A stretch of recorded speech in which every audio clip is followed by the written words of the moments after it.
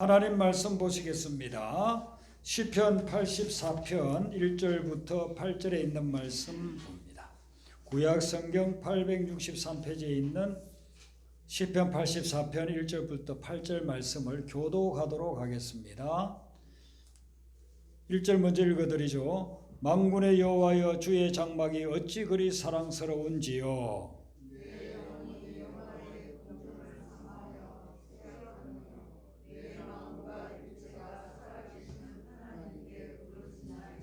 나의 왕 나의 하나님 만군의 여호와여, 주의 제단에서 참새도 제 집을 얻고 제비도 새끼 둘 보금자리를 얻었나이다.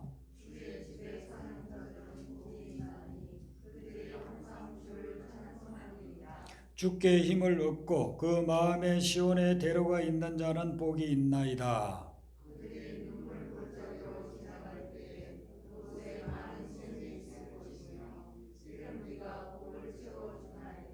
그들은 힘을 얻고 더 얻어 나아가 시온에서 하나님 앞에 각기 나타나리이다.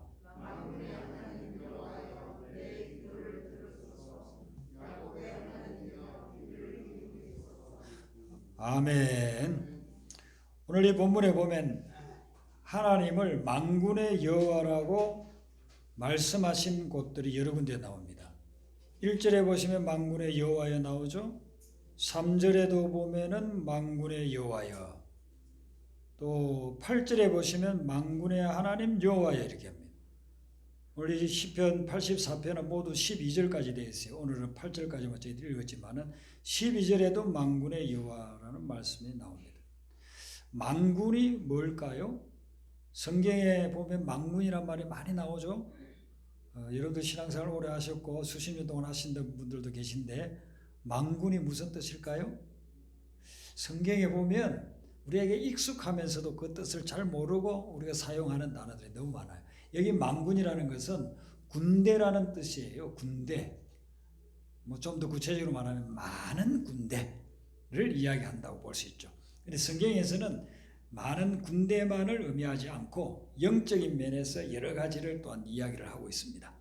그래서 성경을 읽으시다가 만군이라고 하는 단어가 나오면 그 단어가 어떤 의미로 쓰여 있는지 한번 생각해 보시고 그 다음에 넘어가 보시면 좋아요. 이 만군이 일월성신 온 우주를 이야기할 때가 있습니다. 성경의 어떤 표현을 보면 만군이라고 했는데 이 만군이 해와 달과 별과 온 우주를 이야기하는 세상 모든 것을 이야기할 때가 있습니다. 그리고 이 만군은 우리가 천군천사라고 하는 하나님의 천사들을 만군이라고 할 때가 있습니다.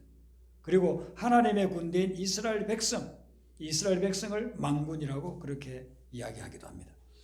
이 만군의 여호와, 하나님을 만군의 여호와라고 하는 것은 하나님이 세상 모든 것을 통치하고 다스린다는 거예요. 하나님이 세상 모든 것을 통치하고 다스린다고 하면 여러분들이 그것이 실감이 납니까? 하나님이 세상 모든 것을 다스려요. 해와 달과 별과 이 바닷물의 흐름과 날씨와 지진이 일어나고 태풍이 부는 이런 모든 것들을 하나님이 주관한다. 여러분 그 실감이 납니까? 우리가 하나님을 믿고 또 성경에 그렇게 기록되어 있음에도 불구하고 그 별로 실감을 못 느끼고 신앙생활 할 때가 참 많아요. 근데 오늘 이 말씀에 시편 기자는 고백을 하는 거예요. 하나님은 만군의 여호와 하나님이다. 모든 것을 다스리시고 통치한다는 거예요. 우리가 짧게 보면 힘 있는 사람이 이 세상을 지배하고 있는 것처럼 보여요. 지금은 미국의 대통령 조 바이든이 세상을 지배하는 것처럼 그렇게 보입니다. 그런데 미국이 옛날 같지 않아요. 옛날에는 막강했는데 지금 점점점 힘이 줄어드는 것 같아요. 소련이 러시아로 바뀌고 러시아에 지금 푸틴이 우크라이나를 침공하니까 푸틴이 대단한 존재인 것처럼 보입니다. 푸틴이 지배하는 것처럼. 시진핑이 중국의 15억의 인구를 통치하고 있으니까 그 막강한 힘을 가지고 시진핑이 통치를 하고 있구나 이렇게 느껴질 수도 있습니다. 그런데 인류 역사를 길게 보면은 그들이 이 세상을 다스리고 있는 게 아닙니다. 하나님이 이 모든 세상을 다 다스리고 계십니다. 아수르라고 하는 제국이 얼마나 막강했습니까? 근데 그 아수르 제국 잠깐 있다가 사라졌습니다. 하나님이 닫으니까 그 제국의 문이 다 닫혀져 버린 것입니다. 아수르 이후에 바벨론이 나타났습니다. 바벨론이 나타날 때는 대단했습니다. 중동과 아시아 지역을 패권을 가지고 지배를 했습니다. 그런데 그 바벨론도 페르시아에 멸망당하고 말아버립니다. 바벨론 제국이 무너지고 페르시아 제국이 나타났을 때 세상은 이제는 페르시아 제국이 이제 세상을 다 지배하는구나 그렇게 생각했습니다. 그런데 그 페르시아 제국도 알렉산더에 의해서 헬라 제국에 다 무너져 내리고, 헬라 제국은 로마 제국에 무너져 내리고, 로마는 지금 역사상 남아있을 뿐이지 지금 현재는 아무런 존재 가치가 없는 그런 제국이 되어져 버렸습니다. 지금 이 세상에 막강한 권력을 가지고 지배하는 것 같은 자들도 하나님이 부르시면 순간적으로 가버려요. 그래서 이 세상을 지배하고 온 만물을 지배하고 다스리는 분은 하나님이시다. 이걸 믿으시길 바랍니다. 세상에 아무리 자기가 힘이 있고 능력이 있고 뛰어난다 한다 할지라도 어떤 한 순간적으로는 그들이 지배하는 것 같이 보일지 모르지만은 하나님이 부르시면 다 가야 돼요.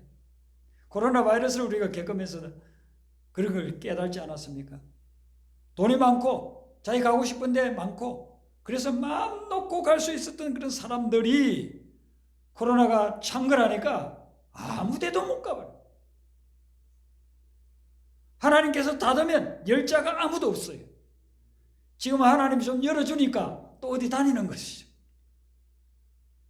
코로나 바이러스 창궐하기 전에 제가 어떤 교회에서 필리핀에 거의 한 50여 명의 성도들이 단기 선교를 가는데 거기에 좀 같이 가자고 초청을 받았습니다. 그래서 가서 말씀도 전하고, 거기는 한국처럼 좀 달라가지고 교도소에 가면요 사람들이 아주 열악한 환경 속에서 수천 명씩이 교도소에 있어요. 그 사람들에게 말씀 전하라 해가지고 통역을 세워서 그 사람들에게도 말씀을 전하고, 또 거기 현지인들 교회에 방문하면서도 말씀도 전하고 그렇게 했어요. 그런데 제가 놀란 것은 처음에 출발할 때부터 놀랐어요. 인천공항에서 수백 명을 태운 비행기가 떠가지고 가는데 거기 한국 사람들이 너무 많이 탔어요. 한국에서 출발하니까 한국 사람들이 많이 탔겠지만은, 그런데 그 중에 80% 이상이 다 교인들이었어요.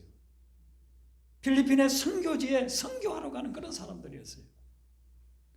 그리고 일주일 동안 마치고 나니까 올 때도 서로들 스케줄이 비슷했던 모양이에요. 올 때 탔는데 갈 때 봤던 분들이 대부분이에요. 그래서 비행기 내에서 기도하는 모습도 보이고 오선도서 선교지에서 사역했던 그런 것들 간증도 나누는 이야기하는 것도 보이고 그랬어요. 그렇게 방학 때만 되면은 선교지에 많은 사람들이 오고 가고 했는데 코로나 바이러스 되니까요 한 명도 갈 수가 없었잖아요. 이 세상을 지배하는 것은 권력자나 힘 있는 자가 아니라 하나님이 지배하는 줄로 믿습니다. 하나님이 닫으면 열자가 없습니다. 그 하나님을 오늘 이 시편 기자는 생각하면서 이 하나님이 계신 성전에 대해서 오늘 이 시로 고백을 하고 있어요. 이 하나님의 성전을 다르게 묘사하고 있는데 1절부터 4절에 네 가지로 묘사를 해요. 주의 장막, 여호와의 궁정, 주의 제단, 주의 집. 표현은 다르지만 다 성전을 이야기합니다. 그런데 이 성전을 생각하면 너무너무 아름답다는 거예요. 1절 말씀 보세요. 주의 장막이 어찌 그리 아름다운지요. 주님이 계신 그 성전이 너무 아름답다는 것입니다. 여러분들 그렇게 생각해 본 적이 있습니까? 주님이 계신 이 교회가 예배실이 너무 아름답다.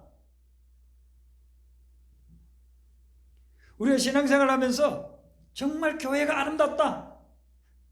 그걸 언제 느낄까요? 저는 목회자다 보니까 운전하고 가다 보면요 교회가 아름답게 지어놓은 거 보면요 너무너무 보기가 좋아요. 그래서 그걸 보고 저희 집사람하고도 이야기도 하고 참 아름답게 지었다 그러게. 그런데 여기서 말하는 이 주의 장막이 어찌 그리 사랑스러운지라는 것은 겉으로 보이는 건물, 성전, 벽돌, 지붕 이걸 이야기하는 게 아니에요. 여기서 주의 장막이 아름답고 사랑스럽다는 것은 그 성전 안에 계시는 하나님을 이야기하고 있는 거예요. 하나님이 너무 아름답고 하나님이 계신 곳이기에 그 장막이 아름답다. 저는 처음에 예수님 믿었을 때요, 하나님이 너무 좋은 거예요. 하나님이 너무 좋아요. 집에 들어가면 지옥 같은데 교회 가면은 찬송 부르고 기도하고 전도사님 말씀, 주일날은 목사님 말씀 듣는 게 너무너무 좋은 거예요. 그래서 교회 살다시피 했어요. 그때 불렀던 찬송이 지금은 442장으로 되어 있는데 그전에 통합 찬송은 그게 아니고 442장이 저 장미꽃 위에 이슬 아직 맺혀 있는 그때에 부르면은요 그냥 너무 감격이 되고 나중에는요 눈물이 쫄쫄쫄 흐르고 밤새 부르다가 새벽 종소리 들리면 새벽 기도 나와가지고 또 찬송 부르고 하나님이 너무 좋은 거예요. 예수님이 너무 좋은 거예요. 나같이 미천한 인간에게도 예수님이 찾아오셨어요. 지옥 같은 삶을 살아가고 있는 나에게 구원을 주시고 영생을 주시고 하나님이 너무 좋은 거예요. 그래서 예수 믿은 지 7개월 만에 목회자 되려고 제가 결단을 내렸다니까. 예수 믿은 지 6년도 아니고 10년도 아니에요. 그때는 세례 전에 학습이라는 걸 줬어요. 학습받고 나서 6개월 되니까 학습을 주는데 학습받고 나서 저는 목회자가 되어야 되겠다. 이 세상에서 가장 보람 있는 일은 목회자가 되는 거예요. 말씀을 전하고 영혼을 구원하는 거다. 일제시대 때, 요즘은 일제강점기라고 그렇게 하죠. 이 일제시대 때 너무나도 고통스러운 가운데서도 뭐 말씀을 전하고 나은 자들에게 복음을 전하고 그렇게 목회를 하셨던 손양호 목사님. 이분이 1950년 6.25 전쟁 때 순교당하셨잖아요. 그 일제시대 암흑기를 보내면서 그때 하나님 붙잡고 하나님 교류하고 만나고 그리고 하나님을 증거하면서 그렇게 목회를 하시면서 이분이 지었던 찬송 가사가 있어요. 그게 주님 고대가라는 그런 찬송 가사예요. 인터넷에 여러분들 주님 고대가라고 치면 나오고 악보도 있으니까 불러보시면 좋은데 그전에 참 많이 불렀는데 요즘은 이 노래 부르는 데가 없더라고요. 네. 교회에서도 이런 노래 부르지 않고 뭐 개인적으로도 부르지도 않는 것 같아요. 주님 고대가인데 이 손양호 목사님이 이런 주님 고대가라는 찬송시를 썼어요. 낮에나 밤에나 눈물 머금고 내 주님 오시기만 고대합니다. 가실 때 다시 오마 하신 예수님 오 주여 언제나 오시렵니까? 2절은 이렇게 또 돼요. 고적하고 쓸쓸한 빈들판에서 희미한 등불만 밝혀놓고 오실 줄만 고대하고 기다리오니 오 주여 언제나 오시렵니까? 이렇게 6절까지 있어요. 제가 처음 예수님을 믿고 부흥 강사님이 이 노래를 불러주시는데 너무너무 은혜가 됐습니다. 그때는 부흥회를 자주 했어요. 봄가을로 필히. 그리고 제가 다니는 교회뿐만 아니라 옆 동네 장로교회 감리교회 부흥회 하면 또 그거 참석. 거의 한 달에 한 번씩은 부흥회를 참석했어요. 어느 침례교회에서 부흥회 한 달에 또 거기 가가지고 참석해서 은혜 받고. 근데 그때 부흥 강사님들이 이 노래를 자주 불렀어요. 눈물바다가 되는 눈물바다. 주님이 너무 좋은 거예요. 주님이 너무 사랑스럽고 주님이 너무 아름답고 주님이 좋았어. 낮에나 밤에나 눈물 머금고 내 주님 오시기만 고대합니다. 지금도 막 눈물이 나려고 해요. 눈물이 날 것 같아서 제가 너무해서 못 부르겠어요. 저는 주님을 만나고 나니까 예수님을 믿고 나니까 너무너무 좋아가지고 학교 가면서 교회 들리고 집에 오면서 교회 들리고 밤에 가가지고 아무도 없는 데서 교회에서 그냥 찬송 부르고 긴 의자로 되어 있는데 그 긴 의자를 그냥 손으로 치면서 나중에는 손에 멍이 들 정도로 그렇게 통성으로 기도하고 찬양하고 했어요. 오늘 시편 기자는 이야기합니다. 주의 장막이 어찌 그리 사랑스러워. 요즘 우리가 쓰는 말로 하면 하나님 너무 좋습니다. 저는 하나님이 너무 좋습니다. 그런 표현이. 여러분들이 이 좋으신 하나님을 날마다 순간마다 만나시길 바랍니다. 그리고 하나님이 나와 함께 계시다는 것을 날마다 체험하게 되시길 바랍니다. 우리가 예수님을 믿는다 해도, 신앙생활을 한다 해도 습관적으로 그냥 주일이니까 교회 가서 예배를 안 드리면 좀 찜찜하고 무슨 일이 생길 것 같고, 그러니까 가서 예배를 드려야 세상 말로 애군이 안 올 것 같아서 그런 식으로 신앙생활을 하고 있다고 한다면 우리 정말 가장 소중한 걸 잃어버리고 있는 거예요. 날마다 삶 속에서 하나님이 너무 좋다, 주님을 생각하면 너무 좋다. 어떤 분이 30대에 늦게 신학을 했어요. 근데 그 신학을 한 이유가 소명을 받아서 복음을 전하기 위해서가 아니라 사업을 하다가 30대 초반까지 사업을 하다가 크게 했는데 완전히 망해가지고 몇십억의 빚을 진 겁니다. 근데 신학을 하면 하나님이 그 빚을 갚아줄 것 같은 생각이 들어가지고 신학을 한 거예요.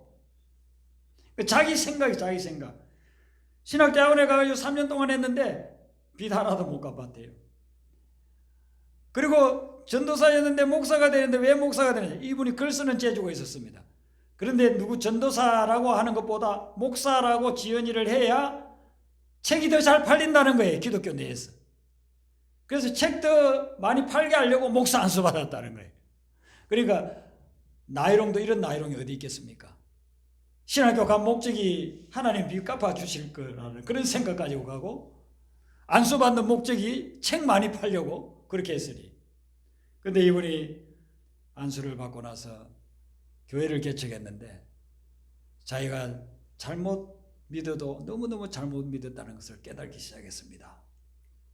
그리고는 사모와 둘이서 10년 동안을 단칸방 같은 조그마한 상가 이걸 얻어가지고 거기에서 매일같이 찬양하고 기도하고 말씀 묵상하고 그렇게 했답니다.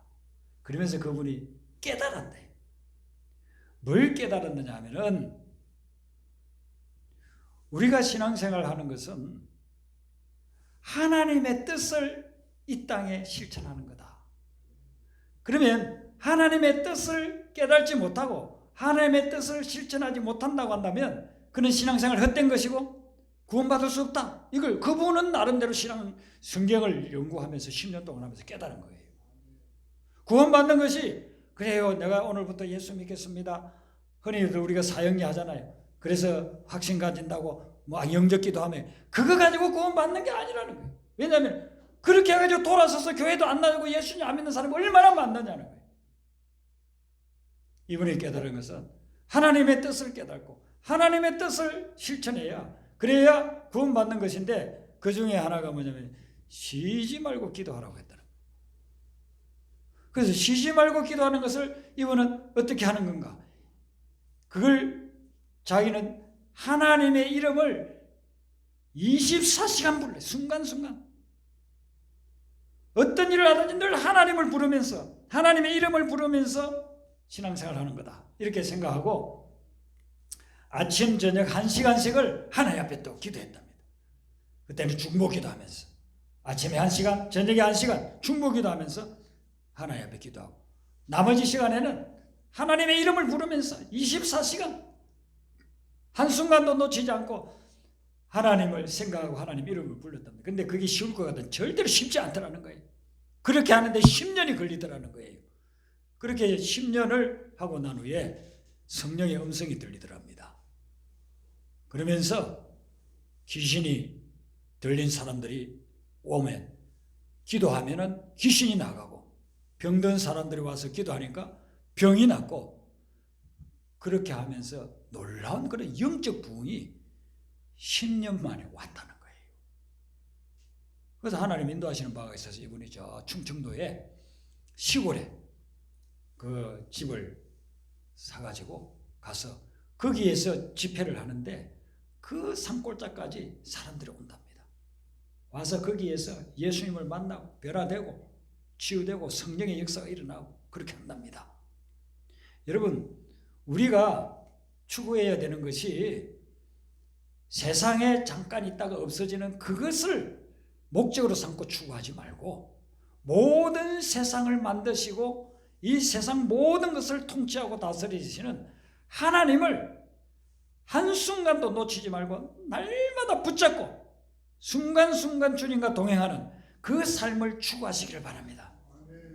하나님만을 붙잡고 하나님만을 생각하고 하나님과만 늘 동행하는 그런 삶을 추구하게 될 때 거기에 성령의 놀라운 역사가 일어나고 하나님의 은혜가 폭포수와 같이 임하게 될 줄로 믿습니다. 오늘 이 시편 기자는요, 주님을 생각하면 너무 좋아. 주님이 너무 좋다는 것입니다. 그러면서 오늘 본문에 보면 복이 있다는 말씀이 세 군데 나오는데 어떤 것이 복인가? 그걸 이제 보여주는 거예요. 성경이 말씀하는 복, 어떤 것이 복인가?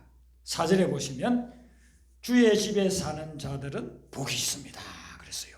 여러분, 주의 집에 사는 자라는 성전에 있는 자, 곧 예배자를 말합니다. 오늘 여러분들이 하나님 앞에 예배드리러 왔는데 예배드리는 여러분들이 복이 있는 줄로 믿습니다.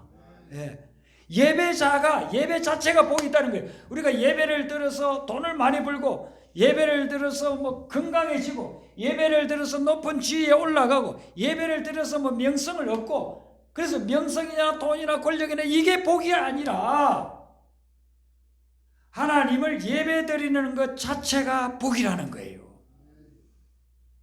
왜 그런가? 그래서 예배를 통해서 하나님을 만나기 때문에 그렇습니다. 예배를 통해서 하나님과 교제하기 때문에 그렇습니다. 하나님과 함께 있고 하나님과 교류하고 하나님을 만나는 것, 이것이 가장 큰 복이에요. 복 중에 복이 제일 큰 복이 하나님을 만나는 복입니다. 그래서 예배 시간을 통해서 여러분들의 영적으로 하나님을 만나게 되시기를 바랍니다. 그래서 예배자가 복이 있다, 그렇게 이야기하는 거예요. 그 다음에 5절에 보면은요, 마음에 시온의 대로가 있는 자는 복이 있다 그랬습니다. 이게 지금 세 번역으로는 어떻게 되어 있느냐 하면요, 마음이 이미 시온의 순례길에 오른 사람들은 복이 있습니다, 이렇게 되어 있어요. 여기서 시온은 예루살렘을 이야기하고 예루살렘은 성전이 있는 곳입니다.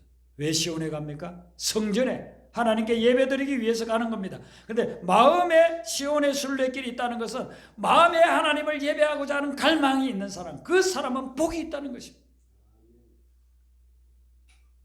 마음의 중심에 하나님을 두고 있는 분, 마음에 하나님을 예배하고자 하는 그런 갈망을 가지고 있는 분, 그런 분은 복이 있다는 것이죠. 시온의 대로라고 하는데, 이 시온의 대로라는 것은 이스라엘의 그 지방에서 예루살렘과 멀리 떨어진 곳에서 성전이 있는 예루살렘에 예배드리러 오려고 하면은 거쳐오는 길들이 있어요. 그 길이 요즘처럼 고속도로 나눈 것이 아니에요. 시온의 대로라고 하지만 사실상 대로가 아니에요. 이 길은 어떤 길이냐 하면은 뭐 좀 말이 달릴 만한 그런 길들도 있지만은 골짜기 길들이 많아요. 사람 다니기가 굉장히 불편해요. 좀 신경 안 쓰면 미끄러져서 다칠 수도 있고, 그런 곳이 이 시온의 대로라고 표현을 해놨는데, 이 시온의 대로를 가면서 6절에 보면은 눈물 골짜기라는 곳을 통과를 해요. 6절에도 보면 이제 복이 임한다고 되어 있는데, 이 눈물 골짜기라고 하는 것은 시온의 대로를 타고서 예루살렘을 향해서 가다 보면 중간에 만나는 그런 곳입니다. 원어에서는 바카 골짜기라고 그렇게 있는데, 바카라고 하는 건 지역 이름도 되지만 그 의미가 눈물이라는 거예요. 여기는 험난한 곳이고 좁은 곳이고 위험한 그런 곳이, 하나님을 예배하고 하나님을 섬기러 가는 길인데 평탄하지는 않다는 것입니다. 우리가 하나님을 믿고 신앙생활을 하고 하나님과 더불어서 믿음의 경주를 해 나가는데 그 과정이 결코 평탄하지 않다는 것입니다. 하나님 믿고 예수님 믿는다면 그때부터 이제 대로가 고속도로처럼 쫙 나 있고, 거기에 그냥 100km, 120km 운전하고서 신나게 달리고, 그런 것이 아니라는 거예요. 우리가 믿음 생활할 때 예루살렘을 향해서 성전이 있는 곳을 향해서 하나님을 만나기 위해서 예배드리기 위해서 가는 그 길이 눈물 골짜기가 있을 때가 많다는 것입니다. 우리가 믿음으로 살지 않는다고 한다면 그냥 세상식으로 살아가면 사실 눈물 골짜기 통과할 필요도 없을 때도 있어요. 믿음으로 살려고 하니까, 말씀대로 살려고 하니까 눈물 골짜기를 통과하는 거예요.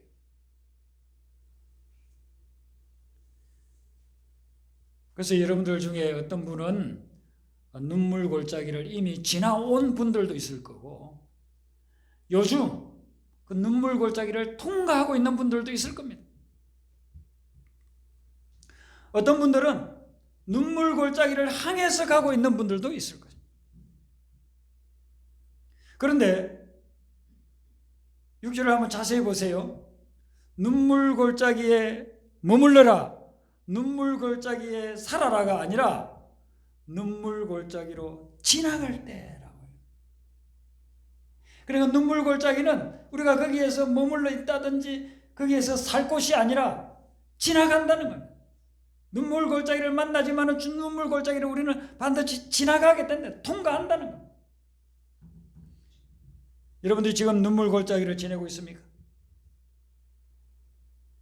하나님을 만나기 위해서, 예배드리러 가기 위해서 믿음을 가지고 정진해 나가는 여러분에게 눈물 골짜기는 반드시 지나가게 될 줄로 믿습니다.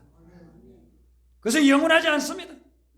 눈물 골짜기 때문에 좌절하고 절망하고 비참해지지 마십시오.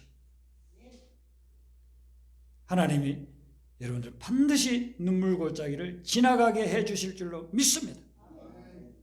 우리가 당하는 역경은 어떻게 보면 터널과 같아요. 차를 먹고 여러분들이 터널을 수시로 통과하지 않습니까? 터널에 들어서면 아유, 이 터널이 언제 끝나나? 외곽선원도로 타고서 어정부 쪽에 가면 터널이 얼마나 3,000 몇백 미터 되지 않습니까? 언제 끝나나 싶어요? 그런데 터널에 들어가면은 조금 지나고 나면은요, 터널 길에 따라서 약간 시간은 다를 뿐 반드시 통과한다는 거예요.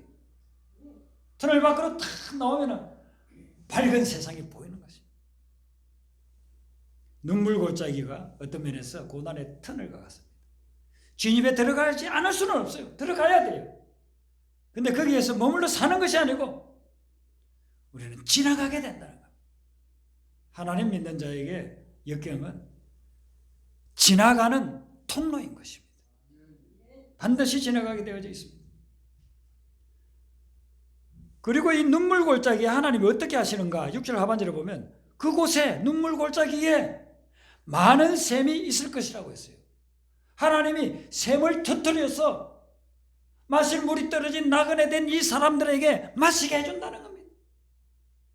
땅에서 주는 은혜인 것입니다. 세상에서 주는 은혜인 것입니다. 그리고 그 다음에 보면은 이런 비도 내려주신다. 이런 하늘에서 내려주는 은혜인 것입니다. 이스라엘 백성들이 광야를 갈 때 한번 보세요. 하나님께서 이 두 가지 해주셨잖아요. 광야는 눈물 골짜기예요. 얼마나 힘듭니까? 낮에는 덥고 밤에는 춥고 마실 물도 없고 먹을 것도 없고 잠자리도 불편하고 눈물 골짜기예요. 그런데 그때 하나님께서 바위를, 반석을 터뜨려서 물을 솟아오르게 하고 생수, 지하에서 아주 맑고 깨끗한 그 생명수를 공급해 주시고 하늘에서 매출하게 내리고 만나 내리게 해주시지 않습니까? 하나님의 이 은혜가 있기 때문에 우리는 눈물 골짜기를 잘 통과할 수가 있는 것입니다. 예수님은 요한복음 16장 33절에서 제자들에게 이런 말씀을 했어요. 세상에서는 너희가 환난을 당하나 담대하라. 내가 세상을 이기었노라. 우리가 육신을 가지고 이 세상에 살고 있는 동안에는 환난을 피할 수가 없어요. 환난이 없을 때도 있지만 또 환난이 영원히 없어지지 않고 또 닥쳐오고 닥쳐옵니다. 그게 세상입니다. 세상에서는 너희가 환난을 당하나 그렇다고 해서 주눅들거나 좌절하지 말라는 거예요. 담대라. 왜냐하면 예수님이 세상을 이겼나라. 환난과 고난 중에서 가장 심각한 게 뭡니까? 죽음 아닙니까? 죽음. 그 죽음을 주님이 이겼다는 거예요. 그러면 여러분들이 지금 당하고 있는 환난과 고난을 하나님의 안목을 가지고 보시기를 바랍니다. 그러면 이것은 통과하는 과정이고, 그리고 하나님이 그때마다 샘이 터져서 은혜를 베풀어 주시고 비를 내려서 은혜를 베풀어 주시면서 그 고난을 극복하게 이겨나가게끔 도와주신다는 겁니다. 여러분, 병 중에 가장 무서운 병이 뭔지 아십니까? 우리가 에이즈라고 알고 있는 거. 에이즈의 그 의미가 뭐냐면 후천성 면역 결핍증이라고 그러잖아요. 이 공중에는 수많은 세균들이 떠다니고 있습니다. 이 세균들이 우리 몸의 호흡기를 통해서, 피부를 통해서, 또 음식 먹을 때 들어오잖아요. 그러면 그 세균 때문에 우리는 다 병 걸려서 병원에 가 있든지 죽든지 그렇게 할 수밖에 없어요. 근데 어떻게 해서 이렇게 건강하게 여러분들 오늘 교회 오셔가지고 예배 드릴 수 있을까요? 그것은 우리 몸에 하나님이 기가 막힌 면역 체계를 만들어 주셨기 때문에 그래요. 면역 체계가 있어서 그런 병균들이 오면 싹 다 잡아먹습니다. 세균들이 오면 싹 다 잡아먹습니다. 그런데 에이즈는 면역 체계를 없애버리는 거예요. 얼마나 무섭습니까? 그러니까 감기만 걸려도 잘못하면 죽을 수 있는 거예요. 그런데 우리가 어릴 때 아이들이 태어나서 자라는 걸 보면 이 아이들은요, 면역 체계가 없어요. 그러니까 이 면역 체계를 길러주기 위해서 뭘 합니까? 병원에 가서 예방 주사를 놓습니다. 예방 주사 맞는 걸 좋아하는 아이는 아무도 없습니다. 예방 주사 맞을 때 얼마나 웁니까? 애가 만약에 우리 같다고 하면 나 절대로 안 맞을 거야, 그렇게 이야기할 거예요. 그 말을 못하니까 그냥 맞고 있는 거예요. 근데 어린애 때만 맞습니까? 성장하면서 초등학교 갈 때까지도 계속 예방주사 그때 필요한 것을 맞지 않습니까? 우리가 믿음 생활을 하면서 고난당하는 것은 영적인 예방주사와 같습니다. 그 예방주사를 맞고 나면 그 다음에는 그런 유사한 고난과 또한 영적으로 뭐 세균이라든지 우리를 힘들게 만드는 그런 병균이 들어와도 여러분들이 맞은 그 면역주사 때문에, 이 예방주사 때문에 그런 것들을 다 이겨나갈 수가 있는 거예요. 더 건강해지는 것입니다. 옛날에는 뭐 몇십 년 전에는 이 예방주사라는 게 그렇게 많지는 않았잖아요. 천년두, 뭐 콜레라, 장티푸스 이런 몇 가지 했는데 요즘은 많은 것 같아요. 더 많아진 것 같아요. 그만큼 이제 의술이 발달해서 아이들이 작은 병도 안 걸리게끔 그렇게 이제 하는 것 같습니다. 만약에 20가지를 맞는다고 한다면요, 그 20가지 맞은 것은 그 병균들이 들어오면 다 막아줄 수가 있는 거예요. 앞으로 고난이 우리 삶에 있어서는요, 예방주사와 같다 하는 것입니다. 그러므로 이 고난 당하는 것 때문에 너무 좌절하거나 절망하지 마시고 이 고난을 통해서 하나님이 하실 아름다운 일들을 기대하시기를 바랍니다. 그러면 절대로 고난이 헛되지 않다는 것입니다. 늪지대에 빠지면은요, 자기 힘으로는 빠져나올 수가 없어요. 밖에서 누군가가 줄을 던져준다든지 나무 가지를 건네줘가지고 붙잡고서 나오게 해야만 빠져나올 수 있습니다. 우리가 인생을 살아나가면서 당하는 어떤 고난은 내 스스로 해결할 수 없는 그런 고난들이 참 많습니다. 그때에 우리를 그 고난에서 구해줄 수 있는 분은 하나님이신 줄로 믿습니다. 만군의 하나님, 만군의 여호와 하나님이 여러분들을 구해주실 수 있습니다. 그러므로 여러분들이 고난과 역경 중에 있을 때마다 하나님을 의지하고 하나님을 붙잡으세요. 그러면 주님이 살려주시고 구원해주시고 여러분에게 눈물 골짜기를 통과하여 시온의 땅, 성전이 있는 곳, 하나님을 예배하는 곳에까지 안전하게 인도해 주실 줄로 믿습니다. 네. 우리 아까 찬송 불렀던 그 복음성가 17장입니다. 갈보리 십자가